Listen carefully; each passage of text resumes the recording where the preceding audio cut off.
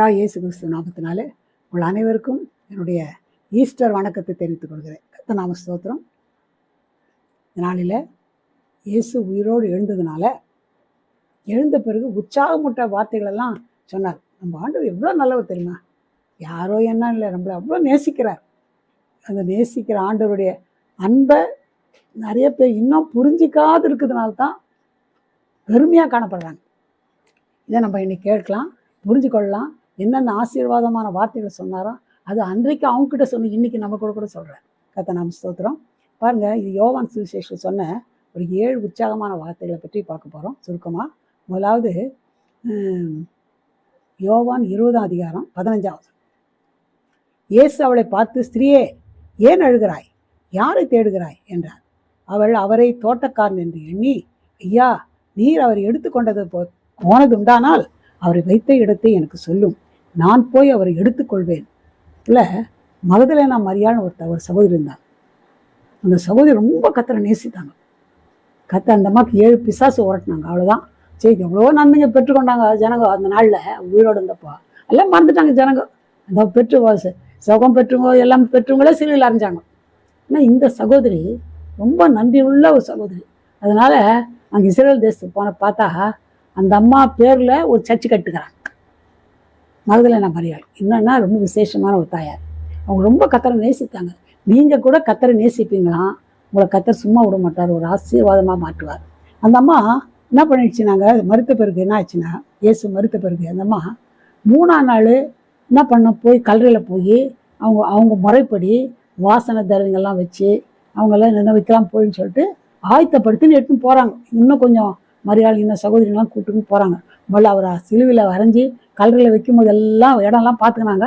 அதிகாலையில் யாரோ வரத்துக்கு நம்ம போய் பார்த்துடணும்னு சொல்லிட்டு அதிகாலையில் 3ஆவது நாள் அதிக நாள் காலையில் எழுந்துச்சு இந்த மகளேற மாதிரி மற்ற மரியாதை வந்தாங்க.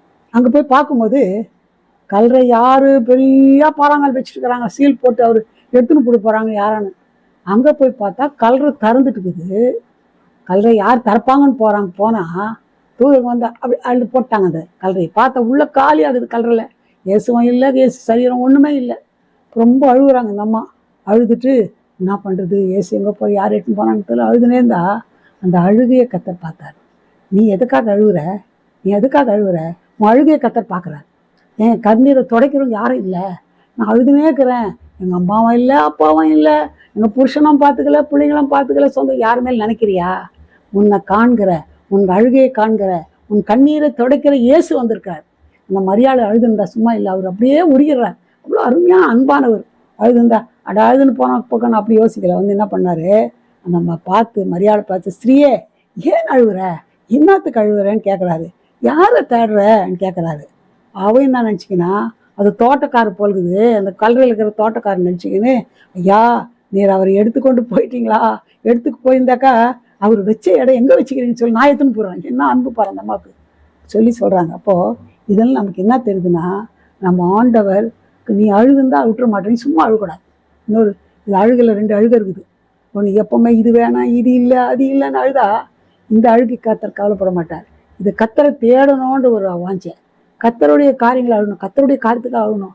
அப்படி அந்த மாதிரி ஒரு அழுது நீ கர்த்தரை தேடுவாயானா, இல்லை மற்றவர்களுக்காக நீ கர்த்தரை தேடுவாயின்னு சொல்லப்போ கர்த்தர் ஒன்று அழுகையை கர்த்தர் கண்டிப்பாக சந்திப்பார்.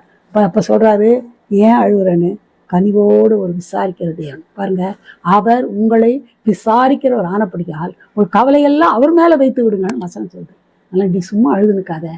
உன்னை பார்க்குற, உன் கண்ணீரை பார்க்குற ஒரு ஆண்டவர் இருக்கிறார். சொல்லலாம் அது எதுக்காகனா, ஆண்டவர் விசாரிக்கிற ஆண்டவர், கனிவாய் விசாரிக்கிற ஆண்டவர், உன் கண்ணீரை விசாரிக்கிற ஆண்டவர் ஒருவர் இருக்கிறார். ஏன் அழுகுற? அழுவாத. இயேசு ஒத்துக்கிறார், அவர் நோக்கி பாரு, நீங்க பாருப்பா, என் கவலை இது, என் கண்ணீர் நீ அழுவியானா உன்னை விசாரிக்கிற ஆண்டவர் இருந்தார். அந்நாள் ஒரு சகோதரி இருந்தா, பிள்ளை இல்லைன்னு பெரிய நாள் குத்தி காட்டினா, ரொம்ப நிந்த அவமானம் தவிர்க்க முடியாது. கர்த்தரை பார்த்துல வெகு நேரம் போய் அழுதா, ஜெபித்தா. ஒரு ஆண் குழந்தை மட்டும் கொடுங்க, குழந்தை பிறந்தானா உடனே ஊழித்து கொடுத்துட்றேன்னா, கர்த்தர் அப்படியே கொடுத்தாரு. உடனே ஊழித்து கொடுத்துட்டா இன்னொரு 5 பிள்ளை கூட கர்த்தர் கொடுத்தார். உன் தேவை சந்திக்கிற ஒரு ஆண்டவர் இருக்கிறார். நீ அழுவாத. அது மாதிரி அந்த உயிர் தெரிந்த நாளில் விசாரிச்ச தேவன் இன்னைக்கும் உங்களை விசாரிக்கிற ஆண்டவராக இருக்கிறார். அது மட்டும் இல்லை, அடுத்தபடியா யோவான் 20:16. இயேசு அவளை நோக்கி, மரியாளே என்றார். அவள் திரும்பி பார்த்து, ரபுனி என்றாள். அதற்கு போதகரே என்ற அர்த்தமா. பாருங்க, இந்த மரியாதை கிட்ட தான் என்ன சொல்றாரு, மரியாளையன்னு கூப்பிடுறாரு. மரியாளைன்னு கூப்பிட்டா பாருங்க, பேர் வச்சு கூப்பிடுறாரு. நம்ம ஆண்டவர், உங்க பேர் தெரியும், எனக்கு என் பேர் யாருக்கு தெரிய போகுது, எனக்கு என்ன யாருக்கு யோசிக்காத, உன் பேரை கத்தர் அறிஞ்சிருக்கிறாரு, பேர் விட்டு அழைப்பார். வேதத்தில் பார்க்கும்போது இந்த மரியாதை மட்டும் பேர் விட்டு கூப்பிடல, அவர் வந்து ஆதாமுக்கு ஆதாமே ஆதாமேன்னு கூப்பிட்டாரு. அப்புறமா ஆபிரகாமை கூப்பிட்டாரு, யாக்கோபை கூப்பிட்டாரு, மோசையை அழைச்சாரு, சவுலை அழைச்சாரு, லாசருவே கல்லிருந்து வெளியே வானாக்கு செத்து போய் 4 நாளாய் நாட்டம் எடுக்குமே நினைச்சேன் அந்த லாசருவை வெளியே வந்துட்டான், உயிரோடு எழுச்சி வந்துட்டான்.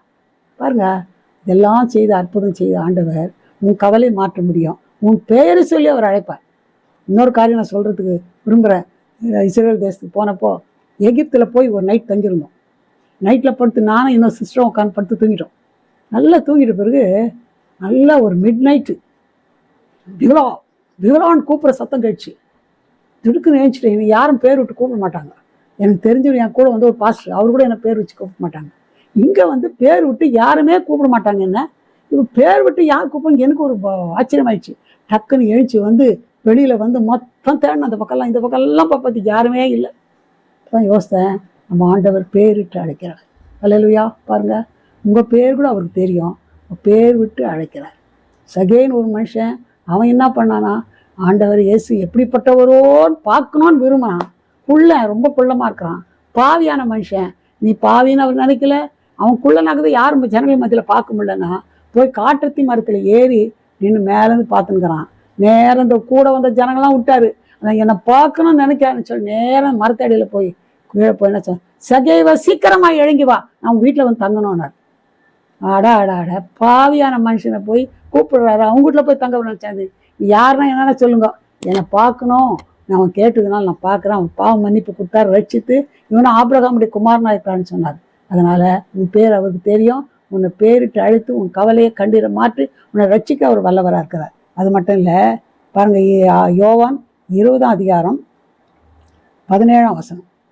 இயேசு அவளை நோக்கி, என்னை தொடாதே, நான் இன்னும் என் பிதாவினிடத்திற்கு ஏறி போகவில்லை, நீ என் சகோதரிடத்திற்கு போய் நான் என் பிதாவினிடத்திற்கும் உங்கள் பிதாவினிடத்திற்கும் என் தேவனிடத்திற்கும் உங்கள் தேவனிடத்திற்கும் ஏறி போகிறேன் என்று அவளுக்கு சொல்லு என்றார்.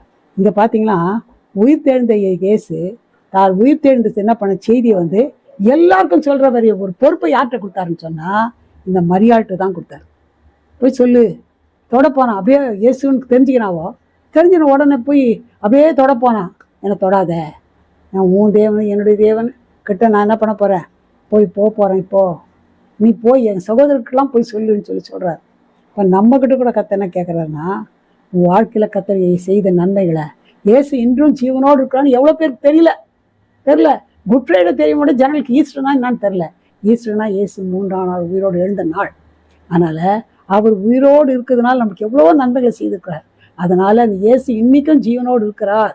அவரே சொல்லுகிறார் வெளிப்படுத்தும் விசேஷத்தில், மரித்தேன் ஆனாலும் சதா காலங்களும் உயிரோடு இருக்கிறன்றாரு. அப்போது அவர் உயிரோடு இருக்கிறதுனால கர்த்தர் நம்மளுக்கு எந்த காரியம் நம்ம செய்ய அவரால் செய்ய முடியும். ஏன்னா அவர் உயிரோடு இருக்கிறார். அந்த நாளில் முதல் எழுத பைபிளில் யோபு புஸ்தகம், அவருக்கு என்ன தெரியும், இப்போதான் நியாயப்பிரமாணம் இருக்குது, பைபிள் இருக்குது, எல்லாருக்கும் அப்போ ஒன்றுமே கிடையாது. ஆனால் அவர் தீர்க்கதரிசனமாக சொன்னால் என்னன்னா, என் மீட்பர் உயிரோடு இருக்கிறார். பாருங்க, நீ என்ன கஷ்டத்தில் இருக்கிற, என்ன பிரச்சனையில் இருக்கிற, இல்லை மற்றவங்க யார் என்ன பிரச்சனை, நீ என்ன பண்ணுனா, இயேசு இன்றும் உயிரோடு இருக்கிறான்னு போய் மற்றவங்க சொல்லு. இதான் கர்த்தர் நம்மளுக்கு சொல்கிற கட்டளை. செய்வீங்களா? தெரியாதனால தானே தற்கொலை பண்ணி சாகுறாங்க, தெரியாதனால அழுதுன்னு உட்காந்துக்கிறாங்க, தெரியாதனால பிரச்சனை அப்படியே முழுகி போயிருக்கிறாங்க. அவளுக்கு நீங்கள் சொல்ல மாட்டீங்களா? சொல்லுங்க, அவர் இன்றும் உயிரோடு இருக்கிறார். நீ ஒன்று பண்ணு, என் மீட்பர் உயிரோடு இருக்கிறார் சொல்லுங்க. கஷ்டம் வந்தா இது முடியவே முடியாது, இந்த பிரச்சனை வெளியே வர முடியாதுன்னு யோசிக்காத, என் மீட்பர் உயிரோடு இருக்கிறான்னு சொல்லு. என் மீட்பர் உயிரோடு திரும்ப திரும்ப சொல்லு. உன் பிரச்சனையிலேருந்து எல்லாவற்றிலிருந்து நீ விடுதலைப்படுவார். அடுத்தபடியாக அதிகாரம் 19ஆம் வசனத்தில், ஆகையால் நீங்கள் புறப்பட்டு போய் சகல ஜாதிகளையும் சீஷராக்கி பிதா குமாரன் பசுத்தாவின் நாமத்தினாலே அவளுக்கு ஞான ஸ்நானம் கொடுத்து. அவர் என்ன சொல்றாருன்னா, உங்களுக்கு சமாதானம். இயேசு உலகத்துக்கு வந்ததே ஒரே ஒரு காரணம், மனுஷனுக்கு சமாதானம் கொடுக்கு. இன்னைக்கு பார்த்தீங்கன்னா எங்கப்பா சண்டை பாருங்க, இஸ்ரேலு, ஈரானு, அமெரிக்கா ஒரே சண்டைங்க நடக்குது. அப்புறமா ரஷ்யா உக்ரைனில் ஒரே சண்டை நடக்குது. இந்த மாதிரி சண்டைங்க அங்கங்கே நடந்துருக்குது. சமாதானமே இல்லை. ஒருத்தருக்கு நான் எவ்வளோ நீ எவ்வளோன்றாங்க. குடும்பங்களில் சமாதானம் இல்லை, சபையில் சமாதானம் இல்லை, நீ இருக்கிற இடத்துல சமாதானம். காரணம் இந்த சமாதான கர்த்தரை ஏற்றுக்கொள்ள. அவர் சொல்கிறாரு, நான் சமாதானக்காரன், என்னுடைய சமாதானத்தை உனக்கு கொடுக்குறேன், ஒருவரும் அதை எடுத்துக்கொள்ள முடியாதுன்னு சொல்கிறார். அப்போது சமாதானக்காரனர், சமாதானத்தை பண்ணுறவர். அவர் சொல்கிறாரு, உங்களுக்கு சமாதானம். என்ன பயத்தில் இருக்கிற, என்ன குழப்பத்தில் இருக்கிற, என்ன தேவையில் இருக்கிற, என்ன காரியத்தில் உனக்கு விடுதலை வேணும், இதை கர்த்தர் பார்த்து தான் இன்றைக்கி உங்களோட பேசுகிறேன். என்ன சொல்கிறாரு, உனக்கு சமாதானன்ற. எவ்வளோ அருமையான ஆசீர்வாதமான வார்த்தை பார்த்தீங்களா?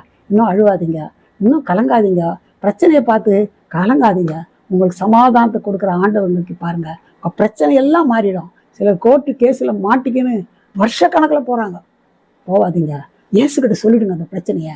ஒரே செகண்டில் அடுத்த நிமிஷமே கோர்ட்டு கேஸில் விடுதலை கொடுத்துருவார். பிள்ளைங்க படிப்பு விஷயத்தில் என்ன காரியத்தை எதில் பிரச்சனையாக இருந்தாலும் குழப்பத்திலேருந்து பயப்படாதீங்க. உங்களுக்கு சமாதானம் கொடுக்குற ஆண்டவர் நமக்கு இருக்கிறார்.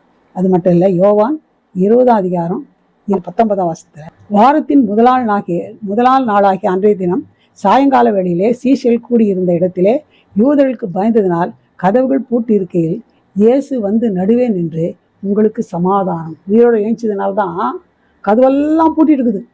அப்படியே கதவெல்லாம் பூட்டிட்டு இருக்குது. உள்ள சீஷங்க பயந்துனுக்கிறாங்க. இயேசுக்கே இப்படி பண்ணால் நம்மளுக்கு என்ன பண்ணுவாங்க? பயந்து உள்ள கதவெல்லாம் ஜன்னலாம் பூட்டி உட்காந்துக்கிறாங்க. உடனே அவங்களுக்குள்ளே வந்தார். உயிரோடு எழுந்ததுனால ஆவியில் வந்து உங்களுக்கு சமாதானம்னு சொன்னார். அதனால் கண்டிப்பாக உங்கள் கலக்கங்கள்லாம் மாற்றுவார், உங்கள் வேதனைலாம் மாற்றுவார், உங்களுக்கு சமாதானத்தை கர்த்தர் கொடுப்பாரு. அது மட்டும் இல்லை, யோவான் 20:22 அவள் மேல் ஊதி பரிசுத்தாவியை பெற்றுக்கொள்ளுங்கன்னார். இயேசு உயிரோடு எழுந்ததுனால பரிசுத்தாவியை பரிசுத்தாவியை கொடுத்தார். பரிசுத்தாவி இருந்தால் நம்மளுக்கு நீதியின் பாதையில் நடத்துகிறார், செல்ல வேண்டிய வழியை காட்டுறாரு, நமக்கு இப்போ ஆலோசனை கொடுக்குறாரு, நம்மளோட கூட இருக்கிறார். அந்த பரிசுத்தாவி இருக்கும்போது கூட ஆவியானவர் எனக்கு வாங்க உதவி செய்யுன்னு கேளுங்க, கர்த்தர் கண்டிப்பாக உங்களுக்கு உதவி செய்வார், செய்யாத போக மாட்டார். அப்புறம் அது மட்டும் இல்லை, இன்னொரு முக்கியமான காரியம் சொன்னார், பாவங்களை மன்னியுங்கள்னு சொன்னார். பாருங்க, யோவான் 20:23 எவருடைய பாவங்களை மன்னியுகிறீர்களோ அவைகளை அவர்களுக்கு மன்னிக்கப்படும், எவருடைய பாவங்களை மன்னியாது இருப்பீர்களோ அவைகள் அவர்களுக்கு மன்னிக்கப்படாது இருக்கும்னு சொல்கிறார். அப்போது பாவத்தை மன்னிக்கிறதுக்கு கர்த்தர் நம்மளுக்கு இருப்பார். நம்ம மற்றும் பாவத்தை நம்ம மன்னிக்கணும், குறைகளை மன்னிக்கணும். இது இயேசு நம்மளுக்கு உயிரோடு எழுந்ததுனால வந்தது. கடைசியாக ஒரு காரியம், 20:27 யோவான் 20:27 பின்பு அவர் தோமாவை நோக்கி, நீ உடலை இங்கே நீட்டி என் கையை பார், உன் கையை நீட்டி என் விலாவிலே போடு, அவிசுவாசியாக இராமல் விசுவாசியாக இரு என்றார்.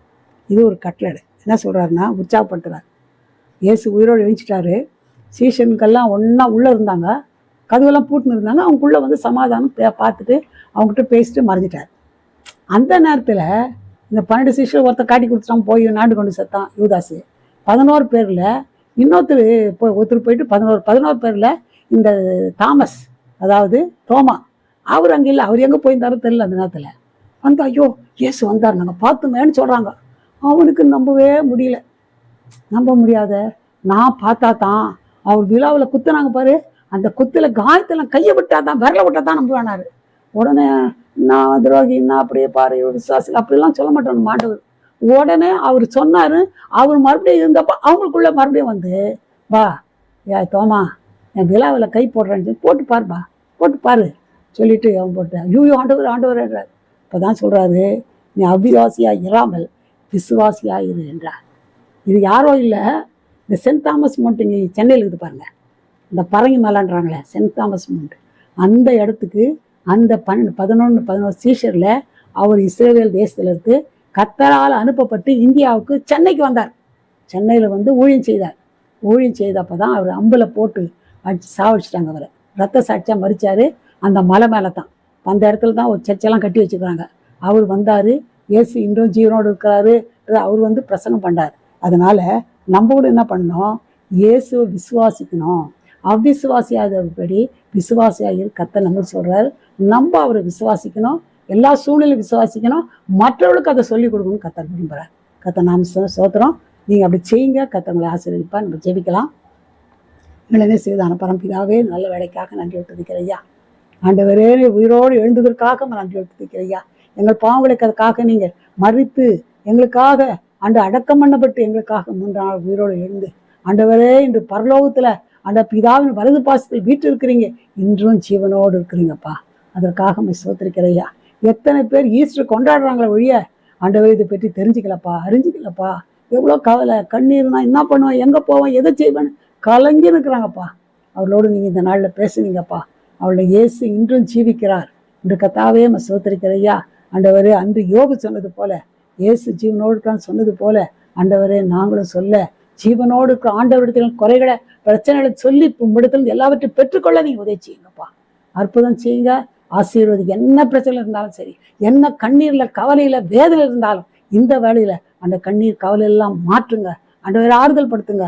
நீ பேர் விட்டு கூப்பிடுற ஆண்டவர், ஆசீர்வதிக்கிற ஆண்டவர், ஆண்டவரை தேவையை சந்திக்கிற ஆண்டவர். பிள்ளைகளுக்கு தேவையை சந்தித்து ஆசீர்வதித்தும் நாம் பயன்படுத்திக் கொள்ளுங்க. பெரிய காரிச்சி பொறுப்புள்ள கருத்துக்குள்ள நாங்கள் தாழ்த்தோம். இயேசு நாமத்தில் ஜெபம் கேளும் பிதாவே, ஆமென். God bless you.